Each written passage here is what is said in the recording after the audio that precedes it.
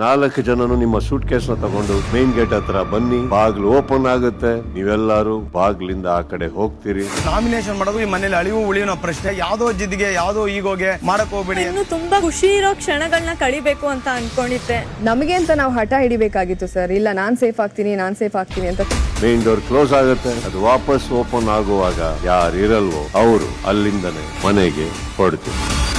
Super Sunday with Sudeep ಇಂದು ರಾತ್ರಿ 9 ಗಂಟೆಗೆ. 4 ಜನನು ನಿಮ್ಮ ಸೂಟ್ ಕೇಸ್ ನ ತಗೊಂಡು ಮೇನ್ ಗೇಟ್ ಹತ್ರ ಬನ್ನಿ, ಬಾಗ್ಲು ಓಪನ್ ಆಗುತ್ತೆ, ನೀವೆಲ್ಲರೂ ಬಾಗ್ಲಿಂದ ಆ ಕಡೆ ಹೋಗ್ತೀರಿ. ನಾಮಿನೇಷನ್ ಮಾಡೋದು ಈ ಮನೇಲಿ ಅಳಿವು ಉಳಿಯೋ ಪ್ರಶ್ನೆ, ಯಾವ್ದೋ ಜಿದ್ದಿಗೆ ಯಾವ್ದೋ ಈಗೋಗೆ ಮಾಡಕ್ ಹೋಗ್ಬೇಡಿ. ಇನ್ನು ತುಂಬಾ ಖುಷಿ ಇರೋ ಕ್ಷಣಗಳನ್ನ ಕಳಿಬೇಕು ಅಂತ ಅನ್ಕೊಂಡಿದ್ದೆ. ನಮಗೆ ಅಂತ ನಾವು ಹಠ ಹಿಡಿಬೇಕಾಗಿತ್ತು ಸರ್. ಇಲ್ಲ ನಾನ್ ಸೇಫ್ ಆಗ್ತೀನಿ ಅಂತ. ಮೇನ್ ಡೋರ್ ಕ್ಲೋಸ್ ಆಗುತ್ತೆ, ಅದು ವಾಪಸ್ ಓಪನ್ ಆಗುವಾಗ ಯಾರು ಇರಲ್ವೋ ಅವರು ಅಲ್ಲಿಂದನೇ ಮನೆಗೆ ಹೊರಡ್ತೀವಿ.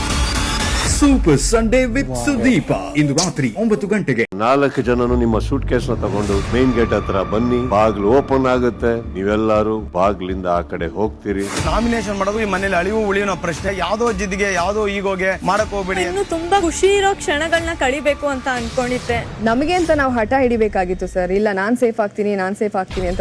ಮೇನ್ ಡೋರ್ ಕ್ಲೋಸ್ ಆಗುತ್ತೆ, ಅದು ವಾಪಸ್ ಓಪನ್ ಆಗುವಾಗ ಯಾರು ಇರಲ್ವೋ ಅವರು ಅಲ್ಲಿಂದನೇ ಮನೆಗೆ ಹೊರಡ್ತೀವಿ.